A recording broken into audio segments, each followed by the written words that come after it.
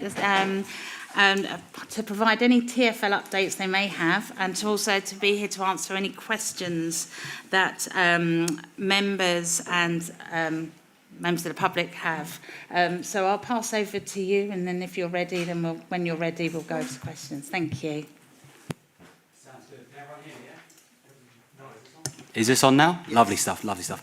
My name's James Keeley. I am an engagement officer within the local communities and partnerships team at TFL, and I help cover stakeholder issues in Kingston. And I've brought my colleague with me, Jonathan Baggs. Hi there folks, my name is Jonathan Baggs. I head up the South London team within local communities and partnerships, so overseeing relationships with boroughs, community groups across 11 South London boroughs, including yourselves. So I just wanted to start our update with a update on Hook Rise South developments, which I'm certain is wanting to be discussed today. I just wanted to give a bit of a recap. So last year, borough officers, councillors and myself, we went on a site visit to Hook Rise South to look at the parking provisions and the issues relating to outside the new developments that are affecting residents on Hook Rise South. And essentially from that, Younes, who was the borough officer, gave some suggestions, and I took that further to internal departments within TFL, so the investment planning team, and from that, so the meeting originally occurred in the summer, and I admit that the councillors have been they've been waiting a little while for a response, and I responded to them in October in regards to what the engineering team said, which was that essentially the road is almost like an anomaly in that it's like it's a TFL-owned road because it's a service road to the A3, and as such, the restrictions we have on it, like the surrounding roads are all borough roads, so the rules regarding that are a little different because we own the road.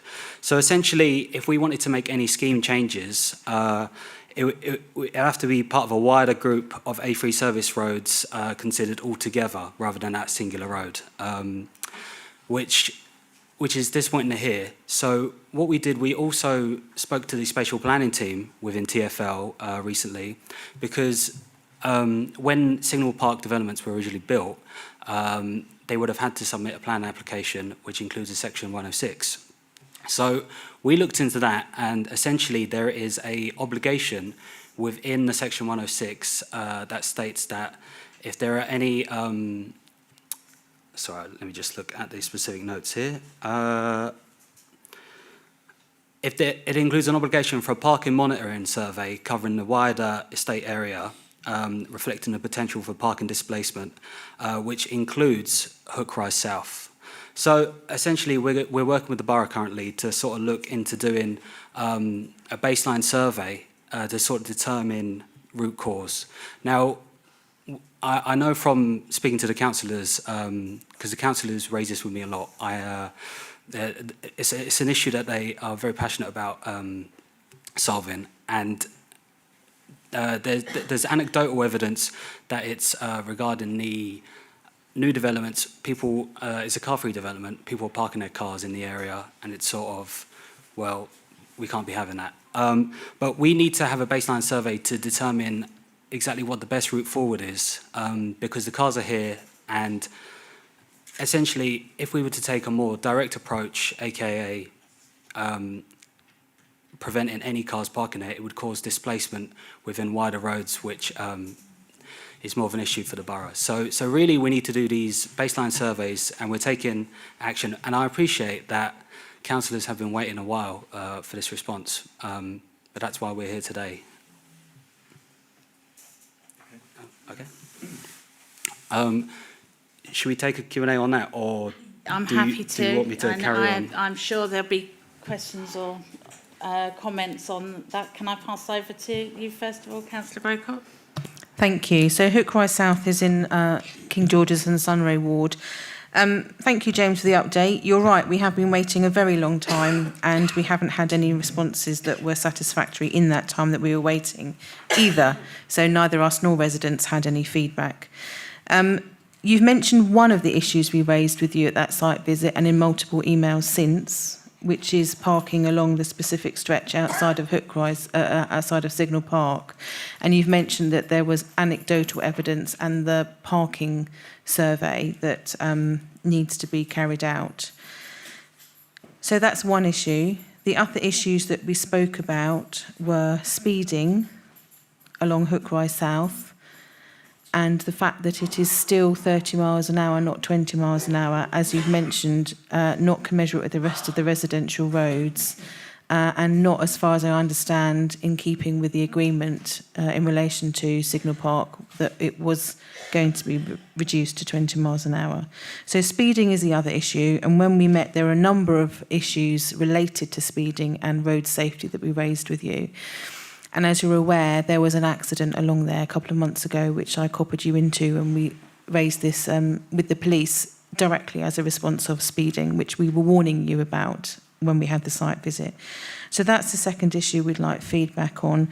The third issue is not just about parking outside Signal Park, it's about the parking along the whole length of Hook Rise South, and residents who have talked to us about this on the doorsteps and in emails, that their driveways are being overhung by people who are parking inconsiderately. So it's not just parking in that tiny stretch.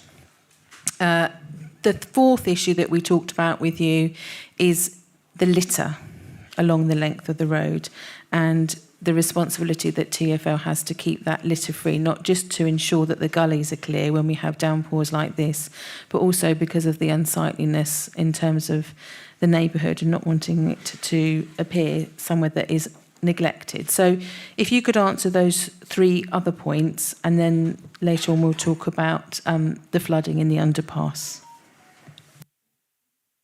So just in regards to the speeding, there are plans in the future to make that service road 20 miles per hour.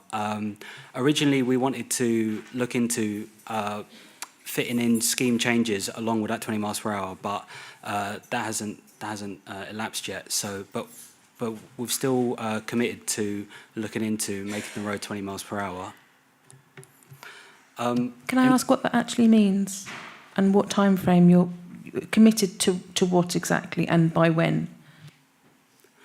I can't give a specific time frame, but we're looking into making all these service roads on the A3 20 miles per hour. I'll have to come back to you with specific dates as to when we plan to achieve that. So please, can I ask, what other service roads are you joining in with Hook Rise South? Are the service roads in Kingston or in a wider geographical area? Just off the top of my head, I believe there's 6 service roads on the A3 that we plan. I'll have to write back a more significant response that we can print in the minutes here. What road specifically?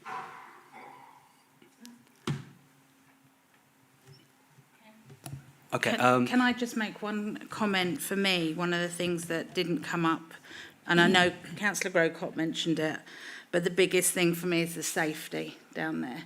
I know members of my family and I know residents in the area that actually will not drive down there anymore because it is too dangerous. And I think whilst I appreciate the obligation to monitor the parking and sorting out the speeding, there is a big safety issue down there, and I think it really needs to be highlighted how important it is that we need to get that road sorted quickly. So, yeah, I'd just like to add that comment. No, I appreciate there are issues with the road. When the plan application was first submitted, I believe 2018, 2019, it was subject to consultation, and TFL did make a comment regarding displacement of cars, and essentially suggested that in case of X we must do Y, and in this case it's baseline surveys to monitor the parking. So we just have to go through the steps first before we take further action.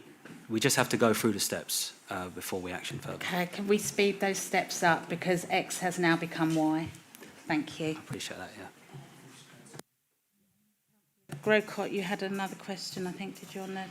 Yes, thank you. So, sorry, James, what about parking along the length of Hookway South, not just the section outside Signal Park? Well, I refer to the whole stretch of road on the TFL. We'll look at the whole road as a whole. That stretch in particular, as well as the stretch outside of the houses as well. Thank you. So the second issue generally is around the flooding that continues to be a hazard both to school children travelling to and from Southborough and Tolworth girls who use the underpass every day and who can't when it's raining. My daughter goes to Tolworth Girls, and in the last couple of months there have been repeated times where the school has actually approved lateness due to the multiple times the underpass is flooding. Obviously, there are commuters who use it to get from one side of the A3 to the other. Myself and Councillor Dunstone spoke repeatedly about this with your predecessor, Catherine, who was able to put some plans in place. And previous to that, Councillor Dunstone has been campaigning on this issue for 14 years prior to the last 4 years. So that's 18 years that we have been trying to work with TFL to get a solution for the residents, and we're still not there yet. So if you thought we were upset about Hookway South, we're even more upset on behalf of the residents about the flooding that continues to happen in the underpass. Now, the last thing that happened with your predecessor, Catherine, was that she had spoken to the engineers. They had, for some reason, decided against the idea to put a cover over the underpass to stop the surface rainwater from flooding into the underpass on the grounds that it would cause issues for people coming down, sight line issues for people coming down Fuller's Way South who was going onto the A3. You don't go from Fuller's Way South onto the A3, so we weren't quite sure what that was in relation to that comment. Since then, sensors, we have been told, were put into the underpass to tell engineers once it had flooded. And we were told that once it had flooded and was impassable, those sensors would then be triggered because the water level would rise and engineers would come very quickly. I'm not sure, because I couldn't get an answer about what time frame and what SLA's, service level agreements, were around that very quickly time frame, but I can tell you it's not happening. And I can also tell you that from the residents' point of view, having sensors that tell TFL once it's flooded is not a very helpful preventative action because it's then impassable and unusable. So we want to understand what preventative measures you're going to be able to put in place. Thank you. Thank you, James. Thank you. Well, this is a topic we discuss with the borough often because we own the drains infrastructure underneath it, but the cleaning of the subway it belongs to Kingston. But the idea is that we're working with officers, TFL and the borough, to ensure that this happens as little as possible. I understand we're putting in preventative measures in terms of monitoring and things like that. I will re-raise it to see what further we can do. Yeah.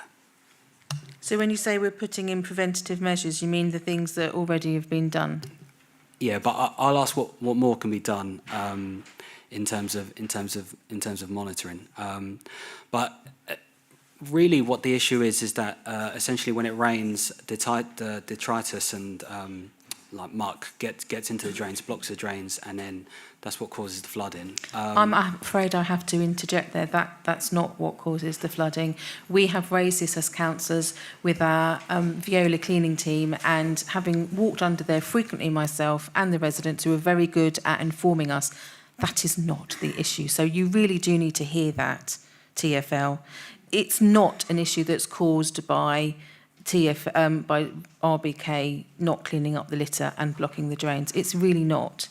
excess water comes from overspill and surface water because the drains aren't managed properly. I know that the A3 was recently looked at and the drains were recently looked at, but in the recent rain, it's still flooding. The water comes from the A3 and goes down onto the underpass. So it's not because the drains are blocked. So please, can that misinformation be corrected? Because we have been saying that is misinformation for 4 years plus. So it's a bit disappointing that you're coming today and saying that that's the case, because it's really not.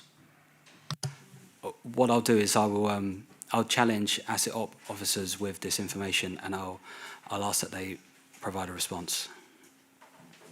Thank you, Councillor. Yes, James, just to add, it is the water that comes over from the A3. You can clearly see it on the walls as you walk down to the underpass. The water marks from the water coming over from the A3 it's the pure volume of water that's coming over that's the problem. And the drains, okay, the drains can't cope, but that's not because of the odd crisp packet that a child from Tolworth Girls or Southborough have dropped. That's more than that. It's actually the silt that's coming over with the water that's going into the drains, which that's the problem. Next, did you have the next item you wanted to go through? I've just got a couple of further TFL updates. We recently installed EV chargers at Tolworth Broadway. They work started in November and they were completed in December. We also had a big community transport tour here a couple of months ago. So we had Seb Dance, the Deputy Mayor of London, come down, and we gave him a tour of the borough along with borough officers and the leader. And then afterwards we met with stakeholders for a roundtable to find out what works well in the borough in terms of transport. Yeah, in terms of other updates, I'm happy to answer any questions that residents may have. Thank you, James. I'm going to go to members first, and then I will come out to public if that's all right. Okay. Any council members have any other questions for TFL at all? Yes. Just go to Councillor Kirsch first, and I'll come to you, Councillor Greycott. Thank you, Chair. Thank you, James. It's not a question. It's just as you mentioned the visit from Seb Dance. I just wanted to go. I was part of that visit as the portfolio order for transport, sustainable transport as well. We are glad that Seb Dance came and he looked at a couple of issues, and what you referred to the stakeholder meeting was our large employers forum and other organizations like the university and others. We're looking and giving TFL and the Deputy Mayor account what we think. We had a good, I think, constructive discussion about what is missing in terms of transport for us in Kingston, for our residents, as well as for our businesses or visitors. So and not everything is in relation to TFL, obviously. If you look at the trains and the frequency of the trains, or if, Kingston obviously is not linked to the tube, all these issues which we have raised. So it was a good constructive meeting. I just wanted to say that again, and as you mentioned it, for the benefit of the residents here and who are watching in, I wanted to give a bit more detail to that meeting. And again, thanks for that opportunity. Thank you, Councillor. Councillor Greycott. Thank you. This issue was also raised with Catherine, your predecessor, about the littering along the grass in the middle of the A240 going from Tolworth Roundabout out towards Epsom. We talked about that potentially being a supportive area in terms of the rewilding of Tolworth Court Farm Fields and having that as a wild way in terms of having planting that was linked to Tolworth Court Farm Fields that would support wildlife and increase biodiversity. I haven't had any feedback on whether that issue was taken forward or discussed, but certainly the issue of litter along there is still prevalent. So is there anything you can do in relation to that, please? I can certainly reopen this further. I'll reopen this further, and at the next meeting I can provide a further update. Or sooner, I'll get in touch with you directly. Yeah. Is it possible to find out what the cyclical programme is for litter clearing along there? I can certainly find out for you. In terms of a litter cleaning, what I'll do is I'll speak to you afterwards about what hotspots there are, and I'll ask that what officers are doing in terms of keeping these spots clean, because it sounds as though there's a prevalent litter issue, and I'm not a fan of it. I better get cleaned up. Thank you, James. Councillor Kirsch, come back. Thank you, Chair. And again, also just about the peace of mind, hopefully for residents from Morden Washed. They have been in touch with us for quite a while about the safety of the junction in Morden Washed, where we have the two roads crossing there. I've been in touch with James, and kindly James has agreed that we do a site visit very soon to look at, what we can do to improve the safety of that junction. Yeah, I'd be more than happy to action that and then provide updates further. Thank you. Okay, so we'll go out to the, just write the line. Colin, Rob, Joe, Andrew, Alan. Lovely. Okay, Colin, do you want to start us off?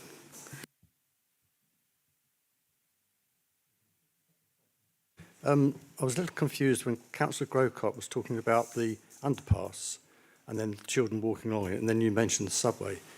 Is it both? Is it the subways above the A3, and also I know the underpass gets flooded, but were you talking about the subways for the children? I think we were talking about the same thing, just different wording. So I to call me, it the subway. Subways for Councillor people. Crowe was called it the underpass. Underpass is for cars. I didn't know your daughter was walking along this underpass. So that's the topic. Okay, that's fine. I was a bit confused there. And the other thing is, that's like, yeah, it is, yes. And the other thing was, I don't know if you have anything prepared. Up at the Ace of Spades, you have a subway there, and one of the sides has been blocked off. And I understand that it was possibly because it was dangerous, the walls were falling in. But somebody mentioned that it means the children walking through, if they're going through the subway, not the underpass, when they go, if they're being assaulted or approached, they've only got one escape route, but they used to have two. But now one's been blocked off, and I understood it was possibly because there was a danger, something's falling apart. Could that not been repaired? You probably don't even know about that one. Just off the top of my head, we would have likely closed it for a safety reason, but I'll look into that for you. It just seemed that you've repaired other places. Why couldn't that be repaired? Councillor Rocott. I can give an answer. It was because of subsidence. So the wall, one of the walls nearest to the A3 was beginning to subside, and it had to be filled in, as James said, on safety grounds, but it was because of subsidence. Whether that was caused by water from the A3, we don't know, but possibly. Could that not have been rebuilt? Must have the technology. Anyway, I will leave that with you, James. It's probably too late because you fill it with concrete now, so you probably won't be able to do it. I'll see what our options are. It's just for the safety of the children, that was all. For sure. Okay. Thank you. Thank you, Colin. Joe Barker, would you like to come? Can you come forward? Can you? You can't. Okay, that's fine. Just yell. Just be quiet. Yeah, just shout. Yeah, I'm sorry to bring up another safety issue, and I might be wrong here, but in my understanding is the TFL is responsible for only 71 buses. Is that right? I got that right? Yeah. Why are they persistently terminating at Gilders? It's another safety issue. My daughter, a month ago, she had to walk over a mile from Pop Gilders home. That's a residential road. It's very, very quiet. It was 8:30, 9 o'clock at night. Herself and another person were assaulted while walking down that road. And at the same time, a small child, who my daughter reckons only 9 years old, was also turfed off the bus at Cockgilders. And it's not fair. They pay their fare. The bus is meant to go to Chesington Modern Adventures, and they're being persistently kicked off. And this is lone females, children, elderly people. in the rain, in the dark, being chucked off the bus. You know, that bus has got another 5 or 6 stops, I think, and it's terminating at Cop Gilders because it's behind schedule. And I get it, the bus drivers have got to stay on schedule, but this is not fair. It's a massive safety issue to have children and vulnerable people off in the dark at night up in Cop Gilders. It needs to stop. If I can just quickly, just for online, just sort of sum that one up. So the question is regarding the 71 bus that is terminating early at Cop Gilders and effectively turfing off passengers, whether they be children, elderly, vulnerable, when the bus should be going to Chessington World of Adventures. Thank you. So I won't be able to give a specific reason why the buses are curtailing, but what I can do is I'll take what's been said today and I'll raise it with the bus planner. I know what the reason is. It's the bus drivers are being told to keep on schedule, and that's the only turnaround point they have. So if they're running late, they turn around at Cop Gilders, they chuck everybody off and go back, so they stay on schedule. That's the reason for it, but it has to stop. Because you're putting people's lives at risk. Well, what we'll do is we'll look at the route at a wider scale to see what we can do in order to stop these curtailments. Yeah. Thank you. Yes, Councillor. Can I add something to this? So, Joe Barker is absolutely right, and it's not just a quiet residential area, but if you walk through, there's actually forest, and it becomes very, very, very dark. So, and because it is so very quiet, I think the answer that immediately pops to mind, and is the technocratic one, is, well, just wait for the next bus. But the buses aren't frequent enough. So you are standing there in the dark in a very quiet residential area, and you can't get anywhere. And whether you are vulnerable, a lone woman or a child, it can be very, very, very frightening. So if something can be done about this, that would be massively appreciated. Councillor. Thank you, Chair. I also can only echo what Joe and Councillor González-Kirsch have said. Also, I mean, at least if, you know, in a worst case, and I'm not saying this was the best outcome, but if you start a journey, you believe, you know, you can go until the stop you're supposed to go, or you want to go, and Joe mentioned you also pay for it, obviously, but if at least it could be flagged up that a bus early on, you know, if you could potentially look at stopping these, you know, practice that you, in mid-journey, you know, you terminated there, and it happens more frequently. It's not just a single issue which occurs just once in a blue moon. So if it would be indicated earlier that because of, you know, disruption, you know, the bus needs to terminate at Gilders, then people can in Kingston or wherever they start that journey can make the decision to wait for the next bus. But if they under the belief to end their journey where they expect to, and then if they can't, then obviously they can't change if they're chucked out Cop Gilders, then they're stuck there. So it would be perhaps if at least we could have something like that as a bare minimum. Thank you. So you'll come back to once you've had an opportunity. Yeah, I appreciate all these comments. Safety is critical for our services, and safety of passengers is critical, so we'll be sure to look at this. Thank you. Mr McKinley, would you like to come forward?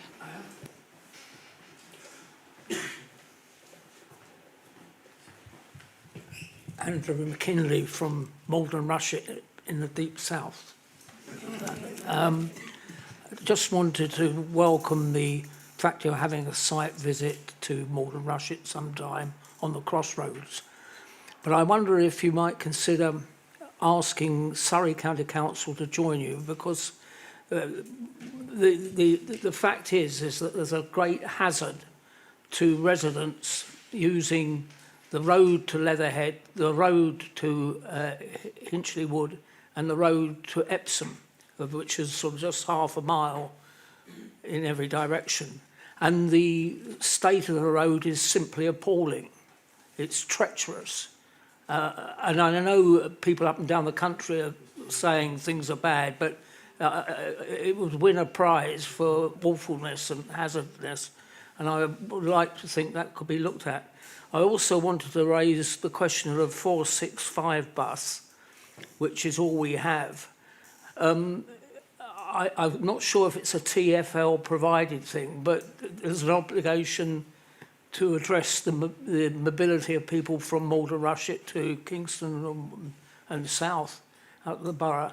They've written to us, residents, saying that because of all the extensive roadworks, which I don't want to raise here, but they're a painful fact, the obligation of the 465 to keep to a timetable is now abandoned, and one can understand the logic of that. But what there isn't, so far as I'm aware, this kind of signalling which says a bus is 10 minutes away, and if a bus is cut out 465, even without the roadworks and that frequently, it's an inordinate wait of an hour. And I think that needs to be looked at. So really that's what I was going to say. And obviously I endorse the view of the person about the Cop Gilders turning round bus. That's intolerable and would adversely affect anybody who was brave enough to catch the bus to the zoo to go to Malden Rushet. It's pretty awful as it is. So that really does need to be looked at with some urgency, please. Thank you very much. Thank you, Andrew. Okay. Yes, sorry, can I just say, Yes. we're very happy to look into that. Maybe if I could get some details later about whose roadworks they are, because and who wrote to people locally, just so we've got a better idea. Thank you. Okay, so we're going to have 10 minutes maximum left. So if I can go to Alan Parvett.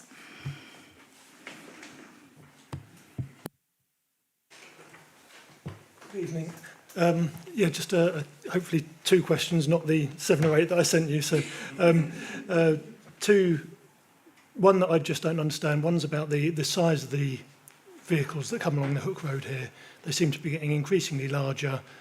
For anyone, and I know people that live on the Hook Road, I work on the Hook Road, and every 5-10 minutes I have pens, cups shaking on the desk at work all day, every day, especially when the Ocado lorries go past, the buses, all the rest of it. Where I know properties up at 244, 246 Hook Road, they suffer damage, plasters cracking in the hallways. We replaced it last year, the year before. It's cracking again already. It seems to have gone absolutely haywire. I think probably since COVID, that was when Ocado started using it as the cut through between the A3 and the M25, and now everyone's doing it. And I think you need to have some kind of control to reduce the weight and the size of the vehicles that are coming. When they come off the roundabout at Bridge Road, pushing up for 30 miles an hour, probably still trying to get 40 miles an hour down there, although they shouldn't. We're all shaking like mad, so I think that really does need addressing, and pretty urgently, because we're seeing property damage.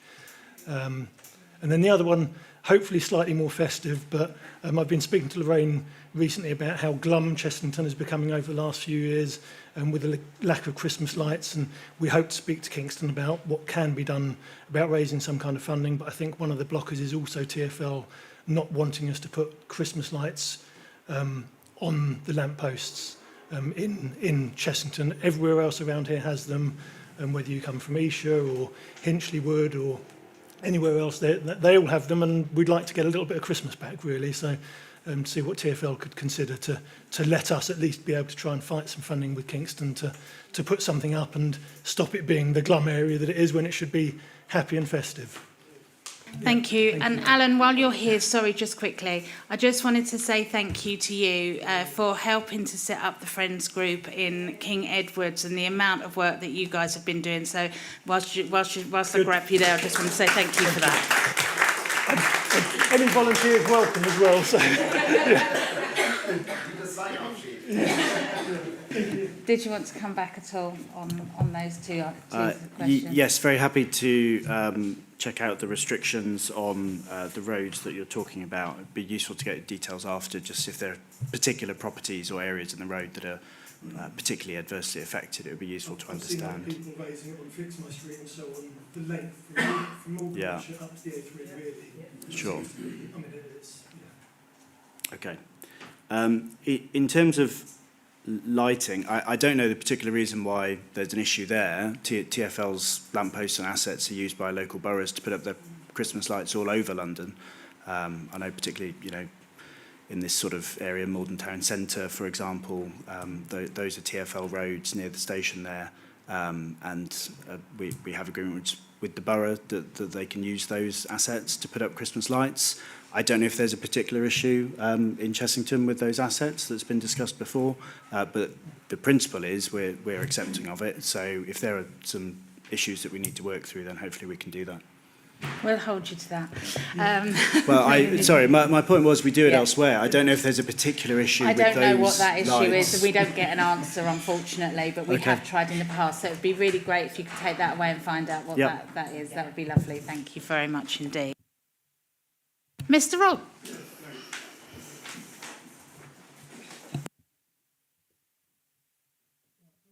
We hold a TFL liaison meeting, which James comes to, with the large lorries. This time it's not the mayor's fault. There's a committee called the London Council Committee, and they've got a transport committee, and we actually send our portfolio holder for transport to that committee. They decide on the routes for large vehicles. So it's the London Council with their London Lorry Control Committee, London Lorry Scheme Committee, that tell the actual supermarkets what route they can use. So they are being told to use the A243. Now, part of the problem is we've been asking for the height of the underpass on the A3 to be remeasured because when they changed the pedestrian bridge, it went from a straight bridge to a curved one, and we think that larger juggernauts can actually get under the A3, but we can't get anybody to actually remeasure the A3. But it's not. If you want to moan about the large lorries, the juggernauts, it's all down to the London Council. The A240, unfortunately, you've got the Tolworth Railway Bridge. It's 500 millimetres too low to allow lorries. So these lorries can't even go from the Tolworth roundabout onto the Cox's Lane industrial estate. So we need, they've got to look at the 240 and actually maybe dig the road out or something, because we've asked the railway, to Network Rail, to actually do something with the bridge, and they won't do that. Anyway, that's the reason why the lorries come down there, and I do understand, because it's all the big supermarkets, and they're the largest juggernauts allowed on our roads. Now, Joe came to us, Residents Association, about the 71 terminating. I actually emailed James about it, and I also copied in the MD of First Bus as well. So they are aware of the situation. And I have to agree, because I go on Saturdays to get my fish and chips from the Gilda's Fish Bar, and that bus stop, although it's got a street lamp on there, is in total darkness. And it is very sort of unnerving. So they are, you are totally aware of the issue as it stands already. So I'll resend you the email, and I'll copy in the councillors as well. I'm not copying in before. So Joe did tell us, and we did act on it. But again, it sort of goes into this black hole that's in Blackfriars somewhere, My last thing is, I know you've got 10 minutes, is we had the fiasco of the EV chargers being put into the Ace of Spades slip road. There was no communication, no consultation from TFL, and things haven't got any better at all, because I got a letter the other day, 2 days before, okay, the situation's not so bad, you're putting new height restriction boards down the A243. And that's what his letter said anyway. And we heard about it 2 days before we actually started the work. Now, we understand that probably won't be as bad as the closing down of the... but you've got to do something about consultation and communication. TFL are terrible. Well, it's non-existent. James does his best, but he hits his head against the same internal brick walls that we come against with TFL. And as I mentioned to you earlier, we've been asking for years, right from the top down, for someone to come down and to one of our liaison meetings to talk about buses. You're giving us the bus routes that you feel we need, rather than getting the bus routes that we need. Now, we're not asking for new super loops and all this old rubbish. Millions being spent on super loops, which are existing routes anyway, with the new name. But we're asking for tweaks. in existing bus routes. Now, Andrew mentioned about the 465. Again, we've sent emails to the new contractor for the 465. And before he mentioned the roadworks and they started, he'd actually negotiated on the contract that they could not, go from 30 minutes and stretch it to 35 minutes. You know, so all along, every time they renegotiate a contract, they seem to, they don't include us and ask us what we need. They just talk to the bus and give them what they want. So I don't know how to say it. It's so frustrating. You've got to do something about communication. And seeing you're the head of the department, you've got a good guy there, but I feel sorry for him because he's not being supportive to the people behind him, you know. And when you talk, yeah, interrupting you on that one. On the communications, Mr. Rob got that letter about the A243. We didn't.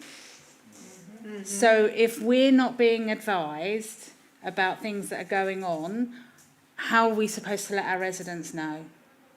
We're here as a tool, really, and we can actually provide that information. But I only knew about it was because Mr. Rob forwarded me a copy of the email. Yeah, but I'm not having to go at you, Jane, because you've got a great ambassador there, but he's got to have the tools to be able to carry out his job, and the people behind him in black. And when you told us that Seb Dancer come down here, why didn't he meet the residents' associations? I'm not asking you. I'm asking you, as the manager, why wasn't Seb Dance? Why didn't he invite the residents' associations to talk to him? What about the real problems we've got with TFL? You can't answer that, can you? But anyway, and one last thing, and I will shut up. Right, Catherine McEwen was also excellent, and we know all about the flooding, and there was flooding on the main underpass. You're quite right, but they did actually do a lot of work and a lot of money. They upgraded the pumps and everything else to deal with the floodwater, but nothing was ever done about the pedestrian footway.